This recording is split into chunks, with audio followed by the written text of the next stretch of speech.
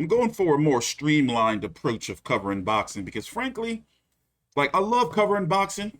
I can never see like any real big event that I wouldn't cover, but I'm just really, really tired of it.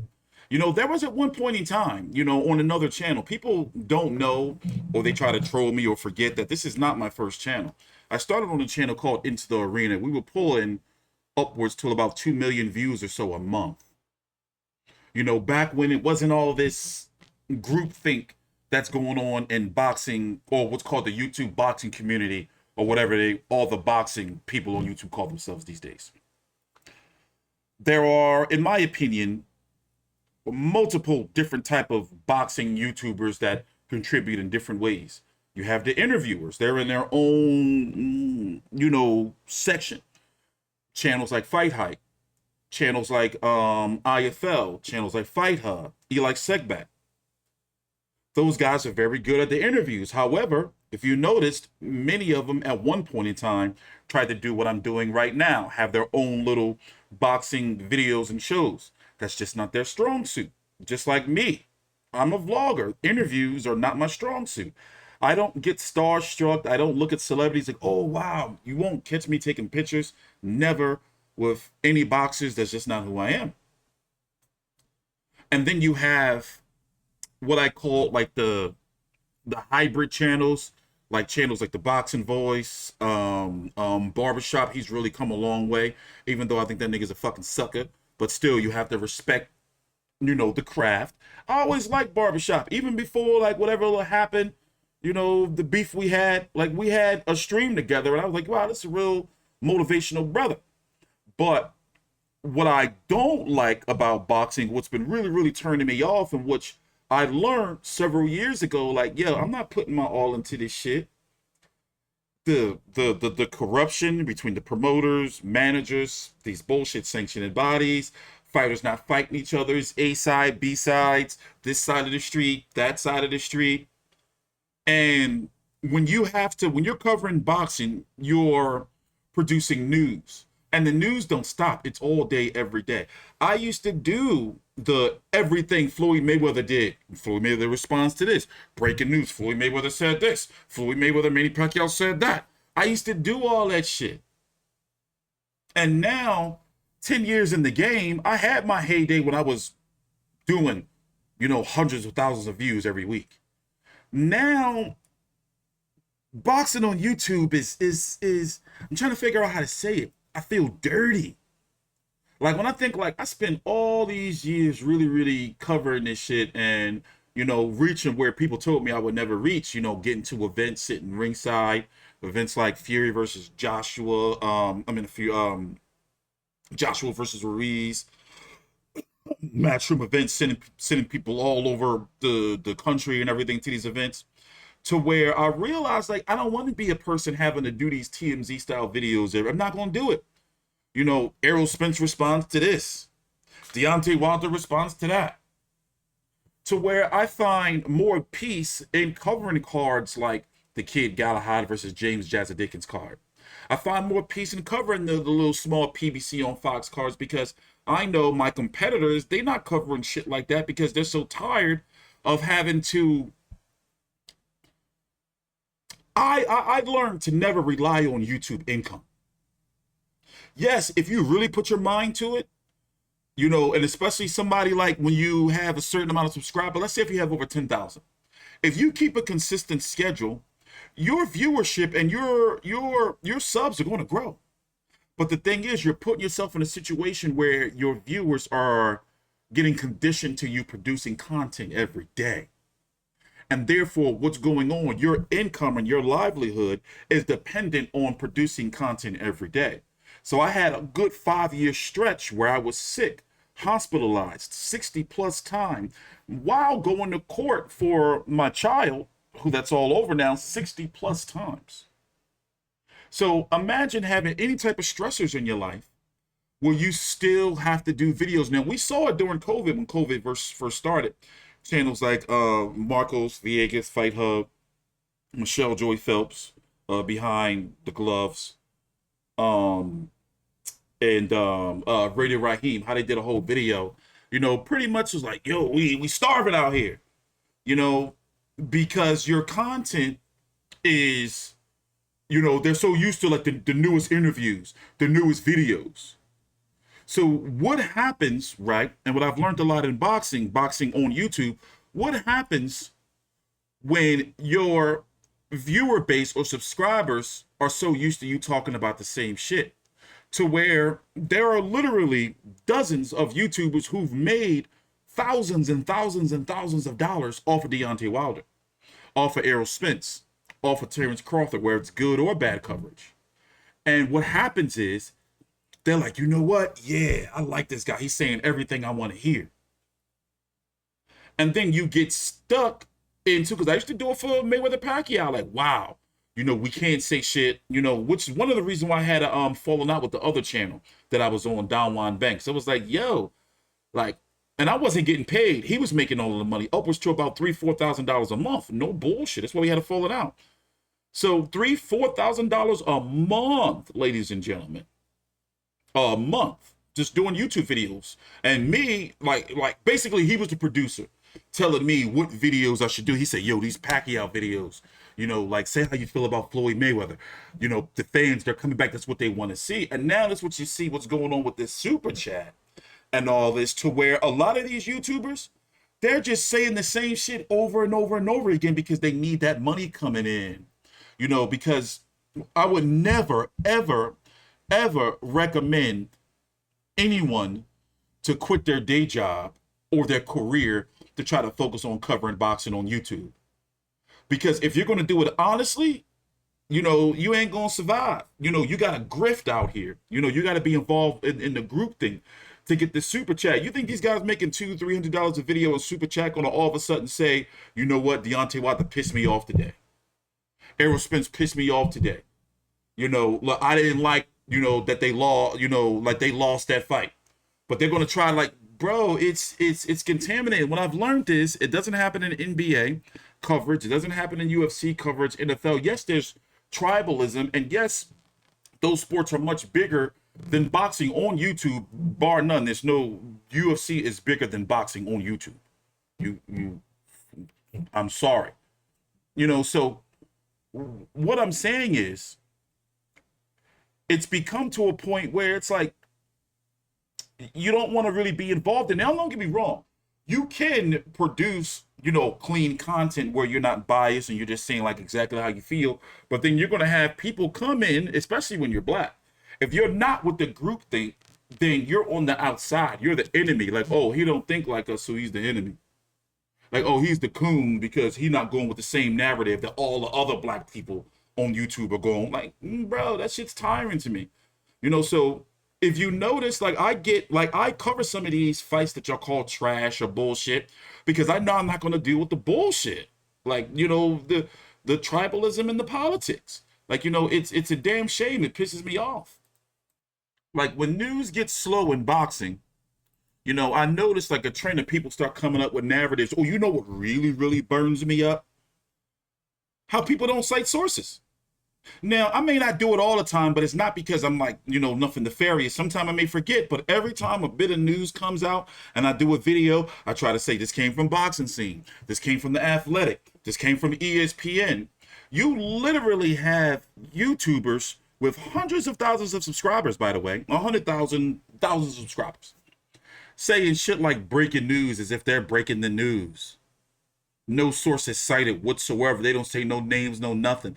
They'll say shit, and sometimes they've been caught posting fake shit and say, sources. When they were literally trolled by, bro, it's outrageous.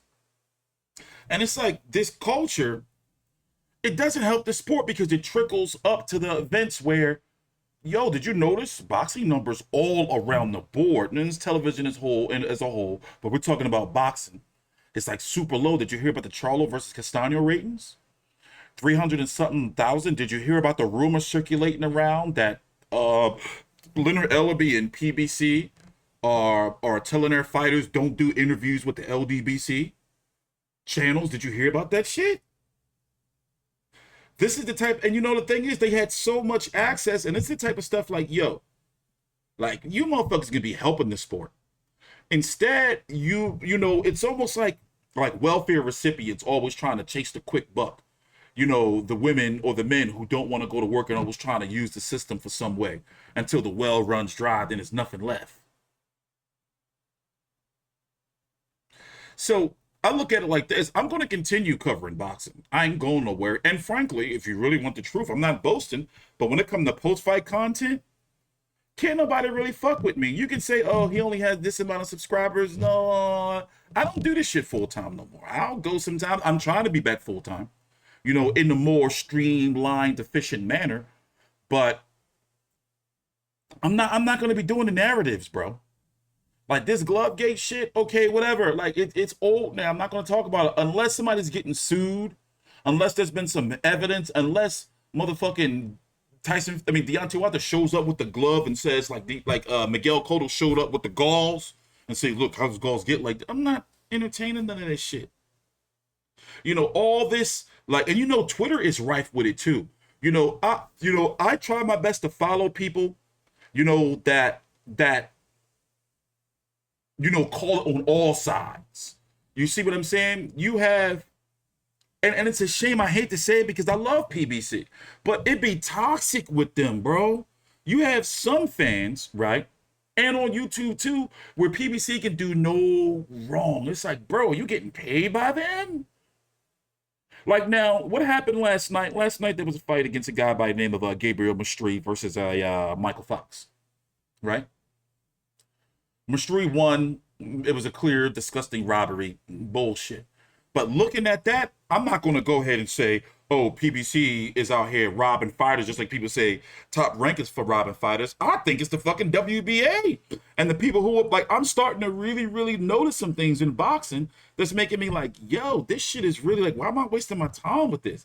And then we don't get the fights we want to see, and it's all this political mumbo jumbo. And usually, and it's taboo to talk about, but usually a lot of this political shit usually only comes from one side that don't be wanting to work with anyone else. And I understand that the PBC, you know, look, I've learned to treat them like the UFC. Like they're not going to, like UFC fighters are not going to fight Bellator fighters. Simple as that. But there are exceptions there. But sometimes like this shit, like even with the WBA, I'm making the vow now. The WBA interim, I'm never acknowledging that belt again ever, because they don't even tell you that when you're the WBA interim, you're going to fight the WBA world champion immediately. They have people fighters defending the WBA interim belt, and then they're paying sanctioning fees for it and calling themselves champions. The WBA world belt, what the fuck? And then the WBA made another belt 3 years ago called the gold that still doesn't have a definition. You got fans lobbying for fights to be on pay-per-view for $75 rather than a $20, $22 after taxes network or streaming service because they don't like the streaming service. But then majority of them, which I've experimented a few years ago, they don't even buy the fights. Talking about how much this fighter should and should not be making. All that doesn't make any sense to me, and I want nothing more to do with it. So me, I'm going to keep doing my thing over here. And right now, listen, you want me to talk about it? When it comes to this boxing shit, if I really put my foot down, can't nobody fuck with me. It's just that I clearly don't give a fuck anymore. It's like, all right, we got something coming up with the WBC network. I'm going to produce boxing content for them. Boom. All right, cool. But as far as me covering all these bullshit fights and everything like that and getting involved in all this internet beefs and I'm done with all of that shit. Ain't no calling none of these YouTubers out, all that shit about what they doing. I don't give a fuck. I mean, yes, okay, I am a troll sometimes. Okay, I would do like trolling. But the way I feel about boxing is like, listen, I'm about to isolate this shit to, you know, with my website, boom, I'm getting that shit back, you know, to where, you know, it was, you know, before COVID, you know, get my colleagues. I'm trying to bring on a channel manager. Hopefully Tony's still interested. You know, and we're going to be more streamlined content, a podcast, you know, 1 hour a week, you know, here's my goal. Here's what I'm really, really looking at. A podcast, 1 hour a week. and then maybe 2 times a week, but really 1 hour a week on boxing. I may do 2 hours depending because I'm thinking about doing one with Big J. Like 1 hour a week on boxing is me covering the boxing of the week. May have a guest every now and then. The other will be on Australian boxing. I think, I really want to venture into, that. And then I'm going to be doing my own podcast on anything I want to talk about, TstreeT Controversy. And then producing other content because there's no reason why, I'm going to keep spending all this thousands and thousands of dollars on all this nerd shit and gadgets. And boxing is so trash. Like, and the thing is, people just can come on YouTube and just say anything. Like, I've seen some disgusting interviews where they would bring the one what they did with Sugar Hill, the trainer Tyson Fury months ago. Like, shit like that be disgusting. Or just people getting thousands and thousands of views and just making up shit and slandering boxers, not just Tyson Fury, just making up shit. Crazy. And because the Charlos are not with the shits, now they don't get good coverage from these channels because these channels didn't call them out. Like, nah, I noticed y'all some y'all grifters. Y'all just be out here like, motherfuckers, it's weird. It's weird to me. So I understand videos like this, and of course I've been doing this for years. I really don't care. I have to put that out there, but you have a right to comment. And I do have to admit, I have been my moderators, if I didn't, tell you before, it's time to start cracking down around here because we got a lot of weirdos that be popping up. And I don't believe in blocking people. Like, I've been like that for years. I don't believe in I believe in free speech. But some of you motherfuckers be weird. Like, anytime you have one account and then you go make another account to troll somebody, bro, you need some pussy. Like ghost and troll accounts. I did want a ghost account before. Or a troll account, but it's like, who does that? Who's the time? Really, I don't have the time for it. Weird. But anyway, I do plan on still streaming the major press conferences, the major weigh-ins. But I'm really, really, really very close to doing 2 streams a week on boxing. And then post-fight videos on the big fights and fights that I fancy. Like Chris Algieri versus Mikael Let's-Pierre. Like, that's my niche, those fights. Not all the ones that everybody wants to talk about every fucking day. Wilder, Fury, bro, just making up shit. Ew. And then you see certain motherfuckers' videos, they look like, what's those commercials called?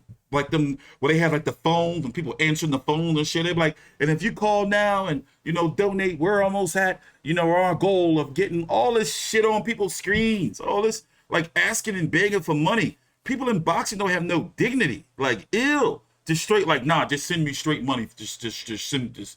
Now, it's different than what they do on Twitch, getting donations and tips. But this shit on YouTube be gratuitous. Like, bro, like, you niggas is like, and the thing is, I get it, because I said I did it before. I tried when I was in my heyday, like, trying to live off like boxing. That shit, you get sick, you want to take a week off, you can't because your life and your job depends on it. Yo, and you got to produce these videos every day, and you got to appease your fan base to keep getting that money, that super chat. You're a fucking slave to YouTube. And now your rent and everything dependent on it. It's not like with boxing, you're getting 100,000 views a video, every, how when people do movie reviews or TV shows or even fucking doing recaps of To Catch a Predator or My 600-Pound Life or Big Ed from 90 Day Fiance.